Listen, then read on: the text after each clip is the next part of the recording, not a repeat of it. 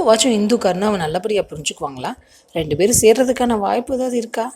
இந்துவோட அப்பா பாலு டிஸ்சார்ஜ் ஆகி வீட்டுக்கு வந்துட்டாங்களா? வீட்டுக்கு வெளியில் இந்துவோட வண்டி பாரதி நிற்கிது. அவங்களுக்கு இதை பார்த்தோன்னே ரொம்ப சந்தோஷமாக இருக்குது.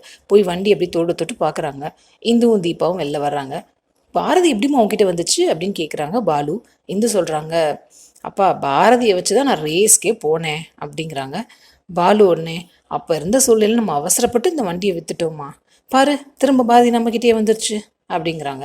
அதுக்கு தீபா சொல்கிறாங்க, அப்பா பாரதி தானாலாம் வரலப்பா, கர்ணா தான் இந்த வண்டி எங்கன்னு தேடி பிடிச்சி கஷ்டப்பட்டு வாங்கி கொடுத்துருக்காரு அப்படின்னு சொல்கிறாங்க.